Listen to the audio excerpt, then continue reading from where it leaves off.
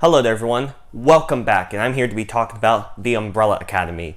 And The Umbrella Academy is one of the newer Netflix original shows, but this is based off a comic series, and yes, it's another superhero show. Now, before I get into the description, the reason why it took so long to get this up is because I believe it came out a week or so ago, but I just got around to it this past weekend, and I ended up watching the whole thing. And I'm like, you know what? As a little video to get out before I obviously see Captain Marvel, I'm like, why not review this and get another TV show review up there? So here's my review of Season 1 of The Umbrella Academy. Now, it's based off, like I said, the comic book series, which has these 7 kids that were adopted by this rich billionaire type person, and they all have remarkable abilities. Well, not all of them. There's one that doesn't, but we'll get to that.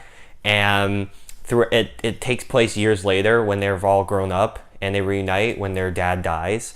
And one of them, who's gone missing, returns to let the others know that there's this apocalypse coming, and they have to all get together and figure out how to stop it and prevent the end of the world.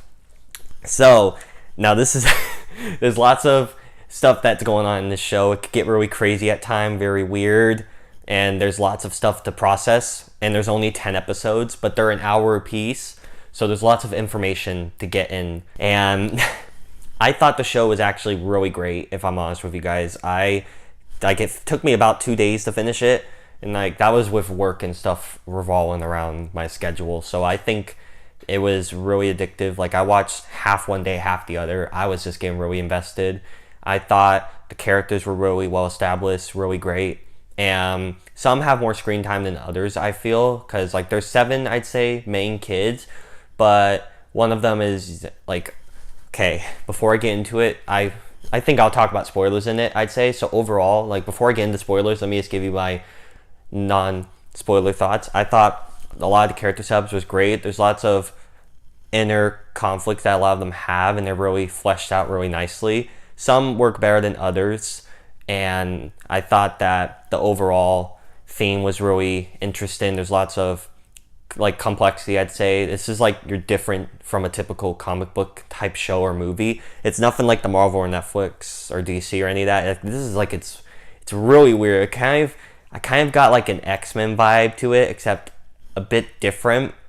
Yeah, it's pretty similar, and so it's just so hard to say without spoiling stuff. So overall, I thought it was really great. The effects as well were really great. There's a monkey butler, and the apocalypse stuff that shows throughout and all is really great. Time travel stuff, because there's time travel as well in here. There's just lots of weird, wacky stuff that I thought the effects had done real well. A lot of the characters are great. Hansel and Cha-Cha, who were these 2 assassins sent to kill one of the kids who was a time traveler who came back and surprised everyone. They were great.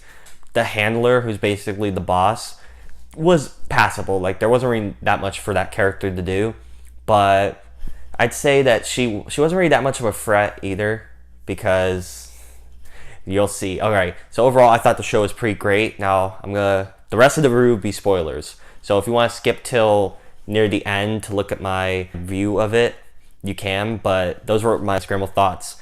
Okay, now time to get spoiler in. Okay, so now we're in spoiler talk territory. So, I thought the show was pretty great.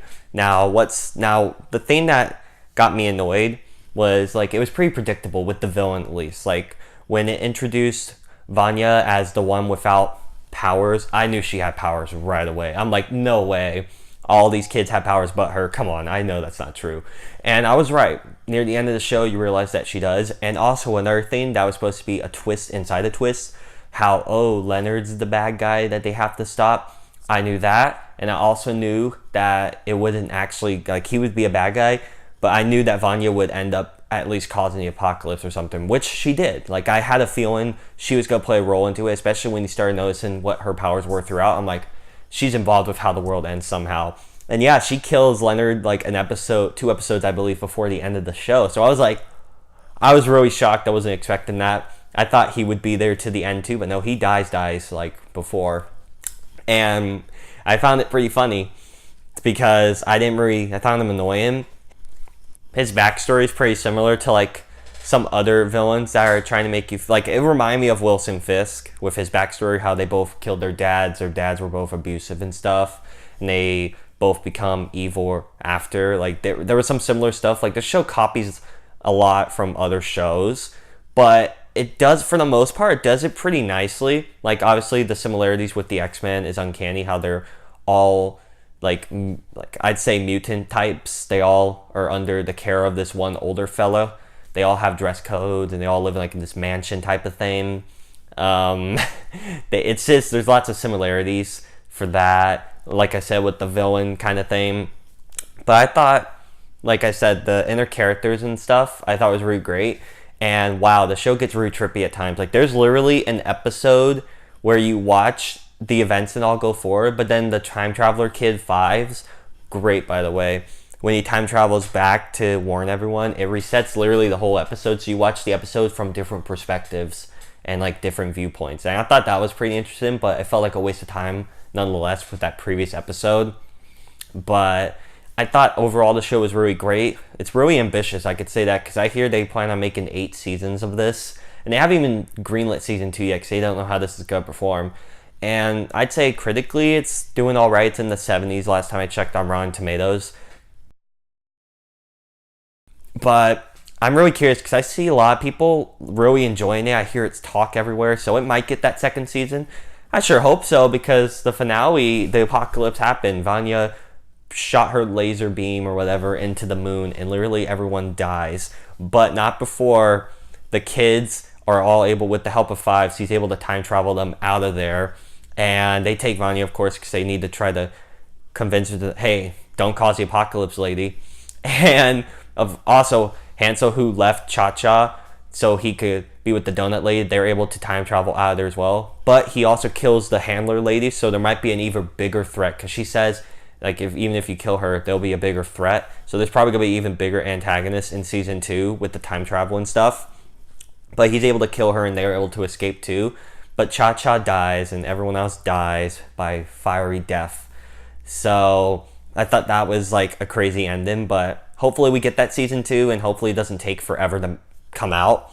But overall I thought the show was really great. Like I said, my main favorite part was the inner depth with each character. And one more thing that kind of annoyed me is like when stuff like crazy happen, they just don't really react normally. Like for example, your brother who's been missing for 17 years or whatever, he comes back as his 13-year-old self when he left, and they're all like, oh.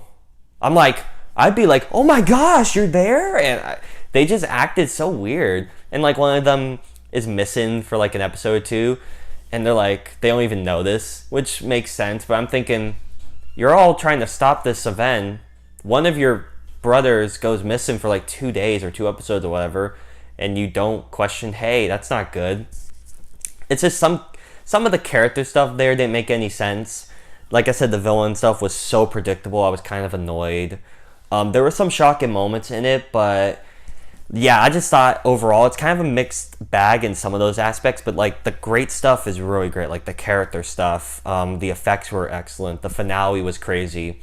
Some characters just act different than they were set up as, which I kind of like. It's kind of like changing your viewpoint. Like I thought the Hansel and Gretel, one-dimensional villains, I wasn't expecting that much.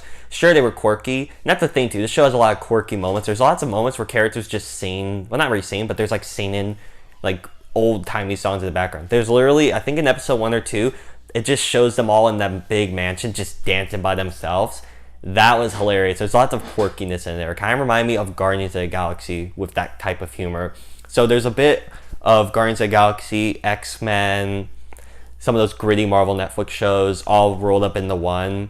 Oh, and also you got the monkey butler who's kind of like Alfred to their dad's Bruce Wayne or whatever.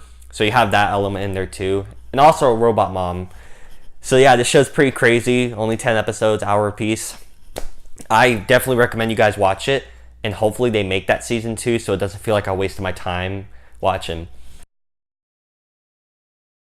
Alright guys, with all that said, those are my scrambled thoughts on The Umbrella Academy Season 1. So what do you all think of the show? If you've seen it, I would love to know your thoughts down below in the comment section. Please let me know so we can discuss. And if you want to hit the subscribe button so you can get more content on when I upload, that'd be great. Hit the bell as well so you can get notifications. And also, if you want to follow me on Twitter, it's SoarSable or @SableSoar. Again, thank you all so much for watching my video, and I'll see you in the next one. Bye.